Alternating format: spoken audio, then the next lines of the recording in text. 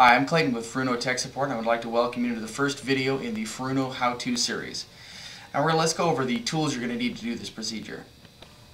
You'll need a number 2 Phillips screwdriver, a 20mm deep socket for removal of the plastic nuts on the 2 NEMA ports, heading, and PC external buzz ports, a 24mm deep socket for the removal of the plastic nut on the power connector, and a 41mm socket for the large aluminum nut on the radar connection.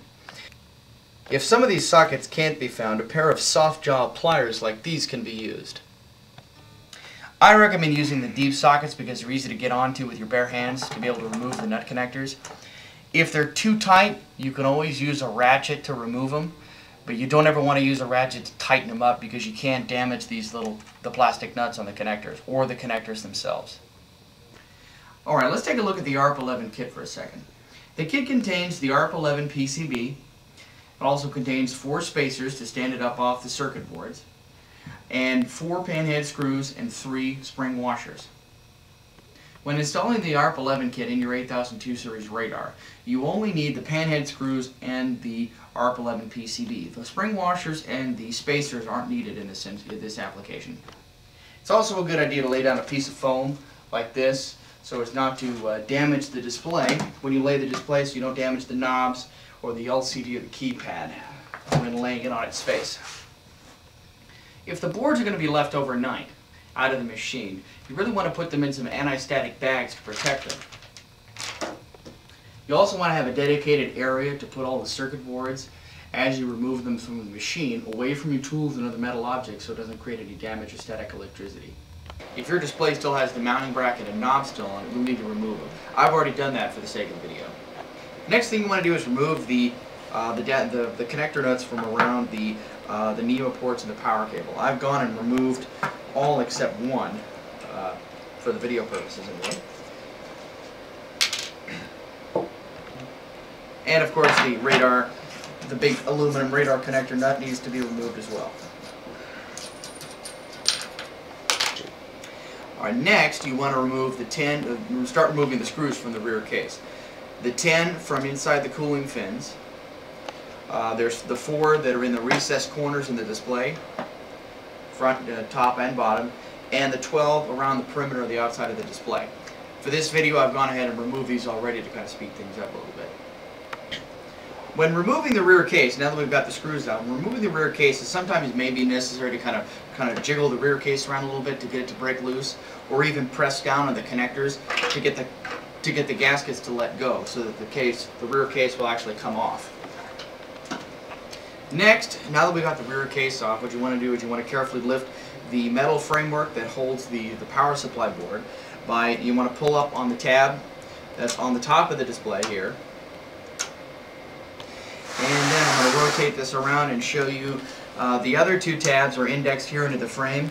What you do is you kind of pull up and then slide them back and pull them out. They're kind of a barbed hook type peg. Once we've got those loose, now the framework is now free. Alright, once you've got the framework loose, you can pull back and kind of lean the framework back at about a 45-degree angle, which will give you access to the connections from the power supply to the rest of the machine. There are 4 connections in here that need to be disconnected before you can take it out. Alright, now that we've got the power supply and the metal framework removed, we're now going to remove the connector PCB.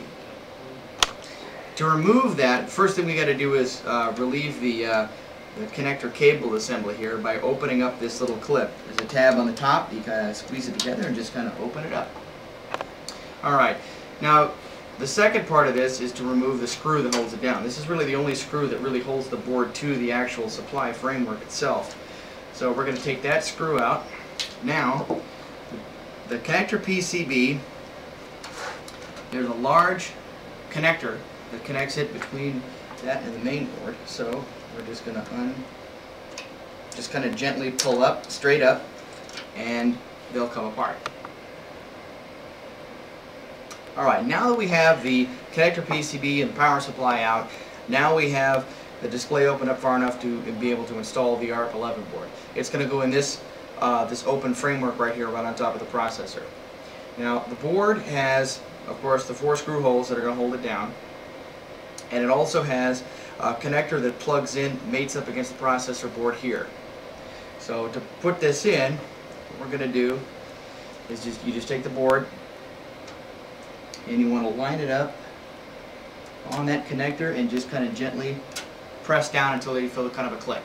And now it's locked in place.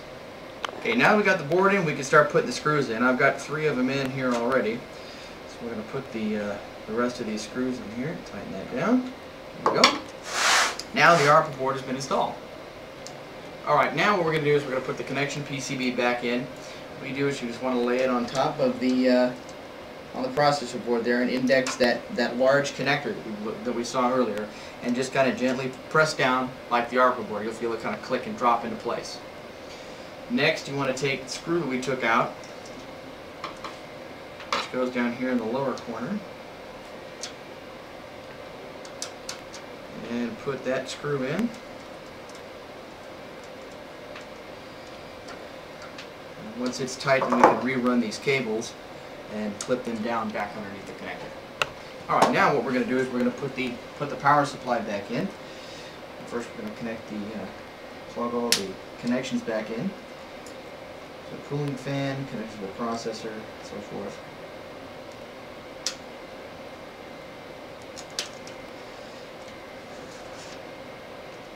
Now once these are connected in, we're going to drop the metal framework back onto the chassis here and kind of pushing it to my left. I'm going to kind of shove down and scoot it back and drop it into place. Okay, so now once that's locked in, then we can lock this last tab here in the corner. We can lock that in just by kind of pressing down and making sure that everything's seated. And you always want to kind of do a visual inspection just to make sure you've got all the connections, all the connections still hooked up, all these plugs underneath this board, make sure everything's seated, plugged in the right spot, and connected. Alright, you also want to make sure that this big cabling loom here is not laying on or touching the ARPA board itself. It's not a good thing. Next thing we're going to do is reinstall the rear case. I want to make sure that all the connectors, of course, are indexed and everything seats down properly. That connector got a little bit bound up, so you want to kind of go around and just kind of make sure that they're all straight in the holes, and so it doesn't prevent the case from seating and possibly damage something. And next, you want to start reassembling and putting the connector nuts on. You don't want to tighten them too much because they're only plastic threads and you can strip them out. We're going to put these on, and then we're going to assemble put the radar connector jack on. Okay.